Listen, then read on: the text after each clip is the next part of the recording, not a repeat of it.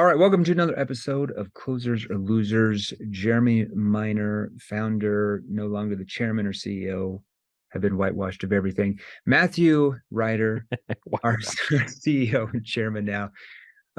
Working from home today. I see. Okay, every time we do the podcast, you Thursday. Every Thursday I work from home. Every Thursday you work from home. I like it, man. How's the new house, man? It's good, man. No complaints. I heard you got the big pad there in Sydney now. Just a place to call home, man. Just place to lay my head. Humble, a man of humble means. Humble abode with just humble. Okay, so we wanted to typically every week we take like all these questions that you guys post and IG or our Facebook groups or YouTube. And like, what's a common question that salespeople ask or entrepreneurs ask or whoever they are ask about sales? And I believe one of them was what was the biggest question we've heard the last week that we wanted to go over? I think a lot of people are stuck at that like $50K a year. Yeah. And they're like, how do I get to six figures? Like, because we have clients that are doing $100K a month, and all those testimonials are great. You know what I mean? But I think sometimes they make it feel like, well, I'm just trying to get to $100K a year. So what are the best ways to go from $50K a year to six figures as a salesperson?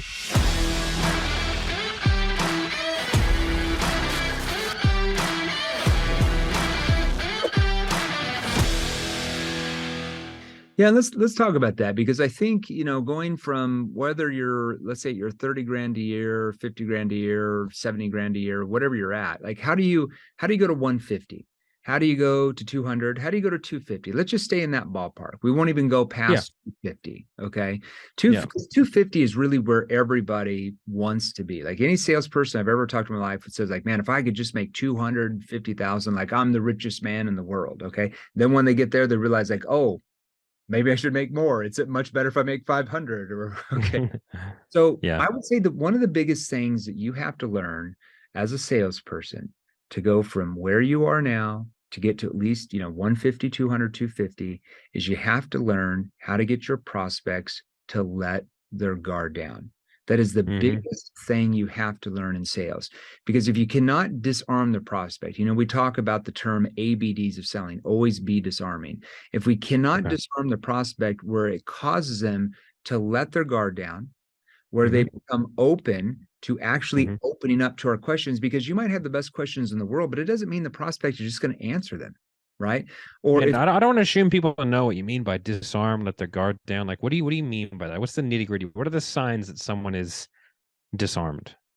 Well, the signs are they actually open up to your questions and they go below the surface. Because if you're asking questions and you're noticing the prospect, and I always act like everybody knows what I knows, but if your prospect is staying surface level, and what I mean by staying surface level is you ask a good question, they give you a 3 to 4 word answer, or their answers are vague, or they're generalized answers. That means the prospect has their guard up and they don't want to open up, because they feel if they open up and tell you what's really going on, you're going to try to close them. It's just a defensive mechanism that human beings have, because we're constantly being marketed and sold to all the time. So we feel like there's certain questions that are asked where we feel like it's just like that question only benefits the salesperson. So we have to flip that script where they feel like the question that we're asking benefits them. So I guess a really verbose example would be, so what do we got to do to get you in a car today, John? That would be it only benefits the sales rep. It doesn't benefit the person at all. Yeah, exactly. Okay. That would be a random example from that industry for sure. That would definitely, you'll win a few sales here and there, and I read, I always take these behavioral science courses and stuff, just like geek out on this stuff. But I read this study. I can't remember, but I think it was head of sociology at NYU, and they've done all these studies on people and just how they react to like certain things that we say. And it's certain questions, like if the prospect feels your questions you're asking only benefit you, there's like a 70-some% chance that they just will not open up. So there's a whole study around this. It's quite fascinating the way the brain works. Okay. But because of the way we're always being marketed to, we're always being sold to. We talked about this, I think, even the last couple of podcasts. You wake up in the morning, you get on your Facebook. You're being sold to, yeah. Being sold to all the time. Facebook ads, social media ads, radio ads, commercials on TV, newspapers, if you still read those. billboards. I mean, you're being sold to all the time. So we have these defensive mechanisms that anytime a prospect feels like, they're being sold to is the moment they just emotionally shut down. That's what I mean by Okay. how do we get them where they don't have that guard up? So there's certain lingo, there's certain words that we use. Like if we get on, I'll give you an example of this.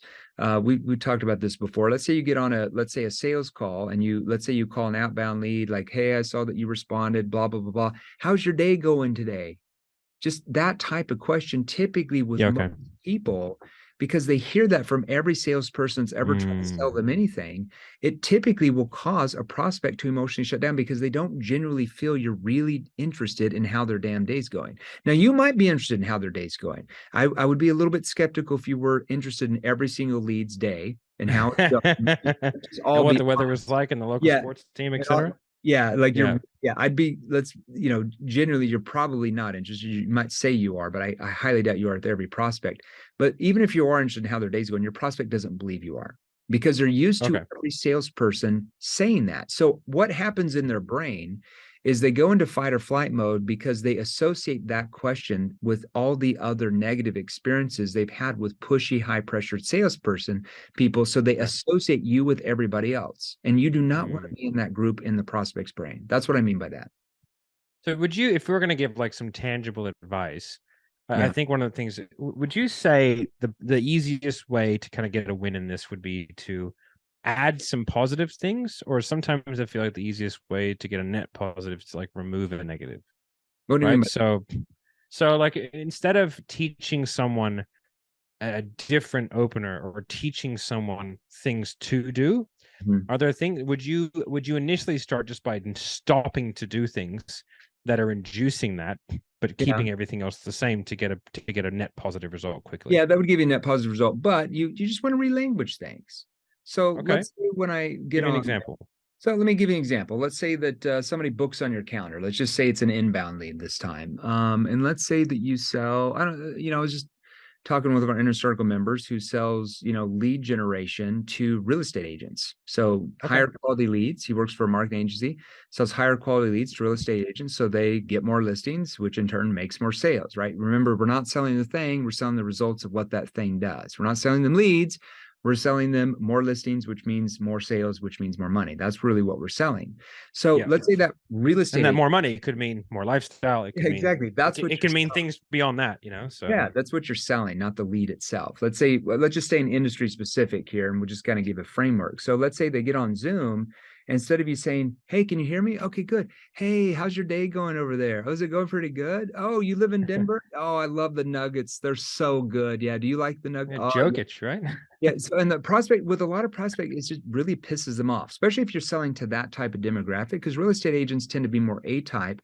That's why they started their own kind of thing, because they wanted to have more, they wanted to be their own boss. So you're going to trigger a lot of them to emotionally shut down. You get on the inbound lead, they get on there, instead of going, hey, how you doing today? How's the weather there? See, the chit chat people don't like. Okay. I hate, Yeah. if all of you guys like, oh, but they really do like it. No, studies show they No, they don't. don't. They're just, They don't like no. it.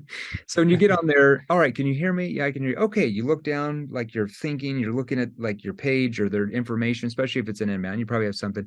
Okay, so it looks like you had booked on the calendar about getting possible outside help and getting kind of a higher quality lead to get more listings, right? And they're gonna be like, yeah, right. See, just right there, and that's an industry specific example.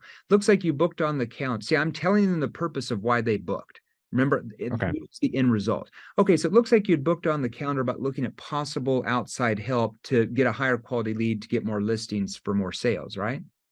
Right. Nobody's gonna say, no, I'm not looking for more listings and more sales. See, I'm automatically by that first connective question, as we call it, getting the prospect into results-based thinking over price or cost-based thinking. What's the thought process behind the possibly? Because I think a lot of the old sales gurus would say like you don't want to use that because it's, I think, weak language. I'm not, Like I know, I always heard that, but the problem was I just made like 20 times more than any of them. But anyways, that's a whole story. I'm complex there. But the problem is, so when you get on a sales call, especially in the first 2 minutes, how much credibility and trust do you have with the prospect? Zero. none. Yeah. You have none. So when you start using assumptive language early in that conversation, Okay. especially if they're an A-type personality, if I got on there and said, okay, so it looks like you booked on the calendar about getting outside help so you could get more listings and sell more. Now, some people are like, yeah, that's right. But then I might A-type, go, well, no, I'm just really looking for more, yeah. So A-types and are then like, you're well, wrong. I'm in beginning phases. I'm still looking around. I'm not ready to buy anything yet today. See, because I use the word possibly, it doesn't trigger that reaction.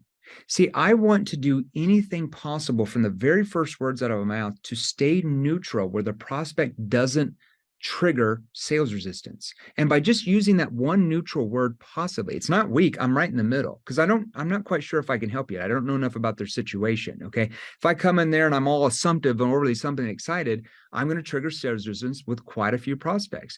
And that's why even those people that would say, like, oh, that sounds weak, well, that's why they lose a lot of sales that I would make.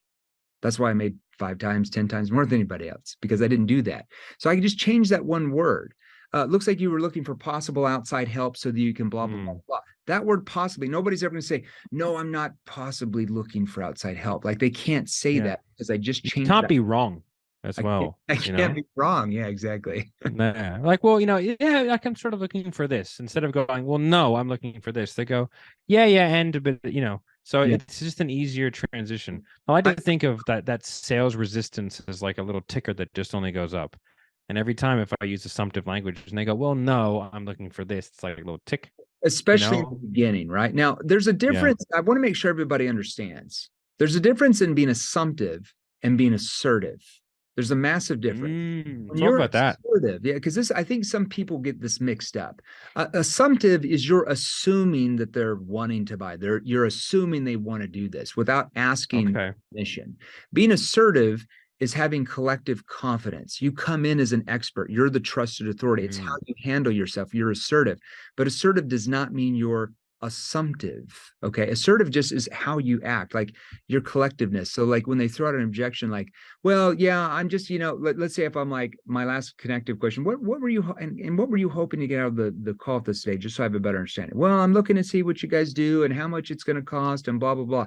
Now, if I'm assertive, here's how I'm going to say, oh, yeah, we'll go through all those details for sure. Now, just so you're aware, we don't just have like one product, like one service with one price point. There's like different things that we offer depending on X and depending on Y and Z. And once I understand that from you, from just some questions I have, then what I can do is I can go through the different options that we have. Would that help you if I did that? See, that's assertive. The way I'm coming across is assertive in my tonality, but it's Yeah. not assumptive. There's only one option, and we're going to do it my way. Is essentially the way that tone sounds. Yeah. You know what I mean? You know what I mean? But like in a good way. But the words are, yeah, we can go through everything and we'll make sure that we do everything that you would like to do. However, I just want to make sure that we do it in a way that works best. Like Mm. it's sort of, and I think that is one of the big things that people get wrong about any PQ is they feel like it's a neutral passive, but it's really not. It's a very like your neutrality in your detachment from the outcome of the call combined with an assertive, confident delivery Yeah. is lethal. Oh, it's lethal because you have full control. It's actually the most aggressive form of selling because the prospect can't feel it. And because the Yeah. prospect doesn't feel like they're being sold to, Emotional damage. to it causes the prospect to emotionally open up. It is the most aggressive way to sell because the prospect opens up and doesn't feel like they're being sold to. When they feel like they're Exactly. being sold to, they close down and they stay surface level. And that's why you're getting crushed in the face to use those types of sales. Now, it's called this theory. I took this in behavioral science in college. I even studied with Robert Cialdini in some of his online courses when I was in school, the author of Persuasion and Influence. There's a theory that human beings will keep doing something even if it doesn't work that well, because when it does work here and there, they get a sense of enjoyment, a sense of fulfillment. So Look at it's like, golf. yeah, it's like golf, right? So you keep golfing like that, even though you suck 17 holes, but you keep going back because you get that. Well, they put easy holes in the course for that reason. Right. So Yeah. it's always going to be a 7th iron length, Yeah. dead straight, par 3 with no hazards. There will be one of those or two of those on every course. And 7 iron is it's the easiest club to hit. So they use that length and then Yeah. it's a specific design in all like non-championship courses, Yeah. right? So that like you don't just get frustrated, snap your clubs, and never And go not want to back. come back. Because That's they just know you just need that one par. Yeah, I that's spoke to a guy years ago who designed courses, and he was like, "Yeah, this is the one that makes you come back."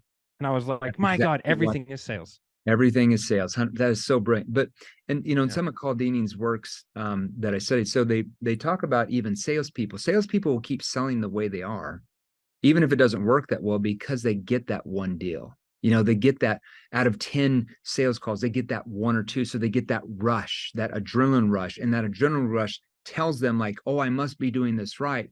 But, sales is a numbers game. So this is all I'm ever going to do because sales is a numbers game.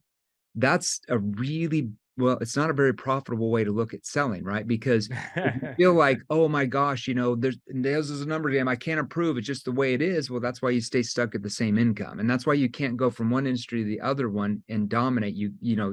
Typically you get crushed because all you know is personality selling, and personality selling might not work in the next industry. Yeah, it's actually one of the things that like when we come in and we help say businesses make a transition to either having a sales team or a lot of the time the owner will come in and, in almost every business the owner starts off as the salesperson, like Yeah.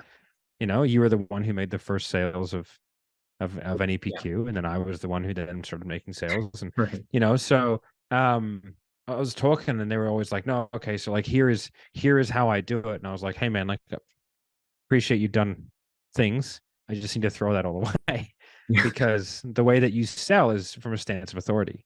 Yeah. Uh, so like it's just a very different type of sale than having a sales team. And that's usually the reasons why sales teams really struggle, because they're taught to sell in the same way that was passed down, even companies that are 50 years old, passed down from the owner, Yeah. right? Because and then they're just told to sell, we are the best, we are the authority, and here's all of our product knowledge. Yeah. And it's just not persuasive.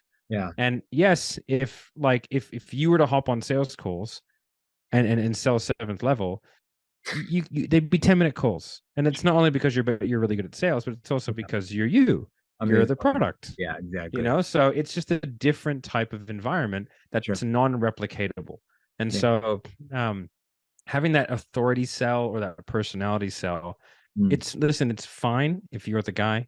Yeah. And if you are the guy, maybe that's the best way to do it for A you. couple a But if you couple want to, people can pull it off, but yeah, it's just yeah, not duplicatable among your entire sales team. That's why exactly. most of your salespeople suck, and you've got a few that are decent because they're personality sellers, but the other people, they don't have that. Exactly. Yeah, I mean, we had a business come to us the other day with 35 sales reps, and they have like a 60% turnover every quarter. Yeah. And then I just looked at the script and I was like, well, yeah, because you taught them to sell like you, right? And he goes, yeah. And I was like, exactly. They're doomed to fail. It's like, sorry, they're doomed to fail. Yeah. Either you fix it or you don't. Yeah, Yeah. that's a So pretty high turnover rate. That's scary, actually. So it's pretty common. Yeah. that's what I mean by disarming the prospect. Not chopping off their arm, but with disarming the prospect, where they let their guard down and they become Hmm.